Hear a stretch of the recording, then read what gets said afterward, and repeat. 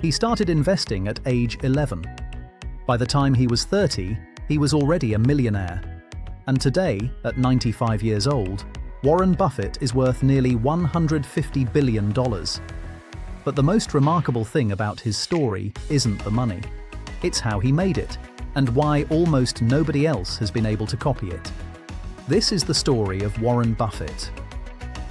Warren Edward Buffett was born on August 30th, 1930, in Omaha, Nebraska. His father, Howard, was a stockbroker and later a congressman. From the very beginning, Warren was obsessed with numbers, with business, and with money, not out of greed, but out of genuine fascination.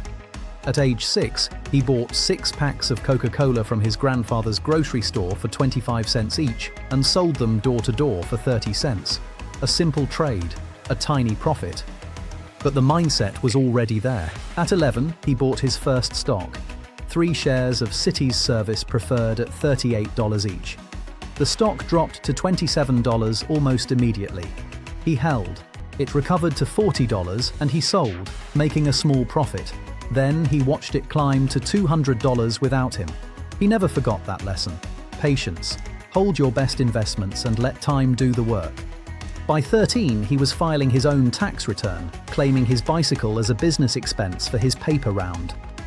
By 15, he and a friend had bought a used pinball machine for $25 and placed it in a barber shop. Within months, they had 3 machines running across the city. Warren Buffett was 15 years old and already running a business. He applied to Harvard Business School and was rejected. It was one of the best things that ever happened to him. Instead, he enrolled at Columbia Business School, where he discovered that his idol, the economist Benjamin Graham, was actually teaching there. Graham was the father of value investing, the idea that you should buy stocks that are worth more than you pay for them. A business trading below its true value is like finding a dollar bill on the floor for 50 cents. Buffett absorbed everything Graham taught and graduated top of his class. Graham offered him a job. Buffett worked alongside his mentor, learning the craft of analyzing businesses in extraordinary detail. But eventually, he returned to Omaha because he believed he could do it better on his own. In 1956, at age 25, Warren Buffett started his first investment partnership with just $100 of his own money and $105,000 from family and friends.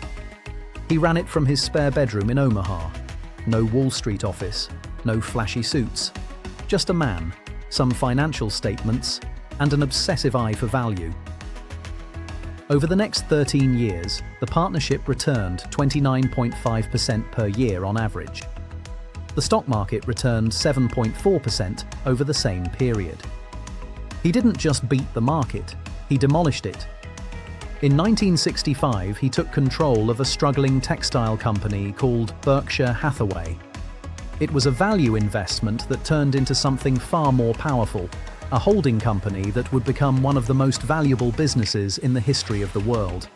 But the real transformation came when Buffett met Charlie Munger.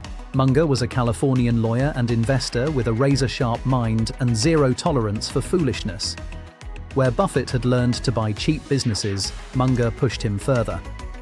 "Don't just buy cheap businesses," Charlie told him. "Buy wonderful businesses at fair prices and hold them forever." That single shift in thinking changed everything. Instead of buying struggling companies at a discount and selling when they recovered, Buffett started buying exceptional companies, businesses with strong brands, loyal customers, pricing power, and the ability to grow for decades and simply never selling them. Coca-Cola, American Express, See's Candies, Apple. Positions held not for months, but for years, for decades. The results were staggering. A single share of Berkshire Hathaway in 1965 cost around $19. Today, that same share is worth over $700,000. But here's the part of the story that most people overlook. Warren Buffett reads for 5 to 6 hours every day. Financial reports, annual letters, books, newspapers.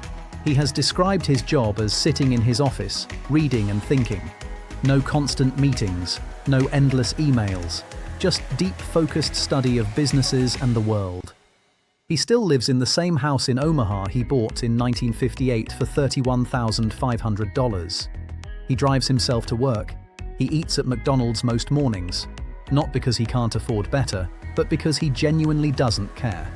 His wealth was never about lifestyle. It was always about the game. And perhaps the most important lesson of all, he started early, and he never stopped. Compound interest is the most powerful force in investing. 99% of Buffett's wealth was accumulated after his 56th birthday. Not because he suddenly got smarter, but because decades of compounding finally reached its full effect. The snowball kept rolling, and rolling, and rolling. In December 2025, after 60 years leading Berkshire Hathaway, Buffett officially stepped down as CEO, handing the reins to Greg Abel. But make no mistake, the legacy of Warren Buffett is permanent. So what can you take from his story? Invest in things you understand. Be patient. Years, not days. Buy quality and hold it. Read constantly.